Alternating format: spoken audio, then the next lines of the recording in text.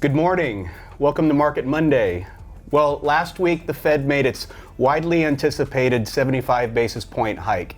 Its fourth such hike in a row, bringing the rate to levels last seen in early 2008, in what has been an unprecedented Fed hiking cycle. Even though the current level isn't at extreme levels, it's the pace of tightening that has caused bonds to sell off so much this year. And in fact, according to this long-term Bank of America study of 10-year Treasury annual returns going all the way back to 1786, this is the worst sell-off since 1788, over 200 years. But the Fed did mention it will take into account the lags in which monetary policy affects economic activity, which Fed watchers interpreted as a slowdown in future hikes. That begs the question, when the Fed finally does stop hiking, how has the market reacted? In a word, varied. Keep in mind, these are only the hiking cycles that eventually led to recession, and we're not there yet.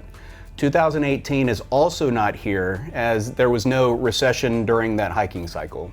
But we can see that after the 1973, 1980, and 2000 hiking cycles were finished, the S&P 500 was still down over a year after the last Fed hike. But the market was up 1 year after the 79, 89, and the 2006 cycles. And just to point out, these 6 results produce an average that's almost flat, even though the actual returns after each of those cycles were anything but. And of course, the Fed has been on such an aggressive hiking cycle. Why? To tame inflation. Here in black, we see the year-over-year CPI inflation.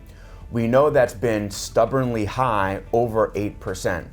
But we do see in green the 6-month annualized inflation coming down to around 6%, and the 3-month annualized inflation under 3% and approaching 2%. This is a welcome sign and reflects our long-held view that inflation is not turning into 1970s style year after year after year runaway inflation. Remember, on a year-over-year basis, the black line here, even if prices stay the same, that produces a 0% inflation figure. So while it's frustrating to wait for time to pass, we do expect to see lower inflation numbers in the first half of next year. So how does the level of CPI inflation affect stock market valuations? Remember, stocks can be cheaply valued, meaning there is a lower price for a given level of earnings, or they can be expensive, where folks pay more for that same level of earnings. So a high PE, or price to earnings ratio, means stocks are expensive, and a low PE ratio means stocks are cheaper. We see here the PE ratio can and does vary widely across different market environments. But looking at the CPI from lowest to highest, we can see a linear relationship with the average PE during those times. In other words, periods of low CPI inflation tend to have higher stock market valuations, and periods of higher CPI inflation tend to have lower stock market valuations. Although again, we would caution focusing only on averages, as there have been wide ranges of valuations across any given CPI level.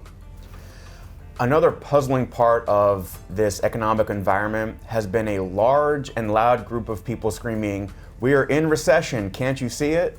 And another group saying, "Look around, the restaurants are full, airports are full, jobs are plentiful." So what gives? Well, let's turn to some economic indicators for context, specifically coincident versus leading economic indicators. And we see right here, the coincident, meaning current indicators, are all strong. Jobs and income at the top there.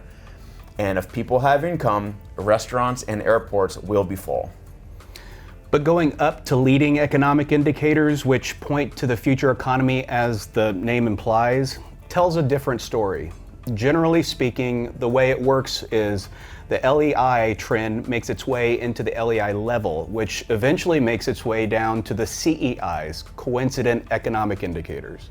But here we have decent new orders data, could be a bit of a hangover from the supply chain disruptions over the past couple of years. Housing and building permits have come down a lot, along with other housing data like sales and prices. S&P 500, we know the story there. Interest rate spread. Just last week, we talked about the yield curve inverting, and consumer expectations have been in the dumps for a while now. Where does that put us historically? Well, right now, we're slightly below zero and almost at the average level of where prior recessions had started. We see the LEIs get more negative throughout the recession, bottoming sometime during the recession. It seems these LEIs have caught the attention of CEOs as the CEO Confidence Survey has plunged to levels typically seen in prior recessions. Though we should note, while timing hasn't been perfect, these general periods have been some of the best buying opportunities when we look back. Lots to keep in mind out there. Thanks for watching today's video. Hope you have a great week.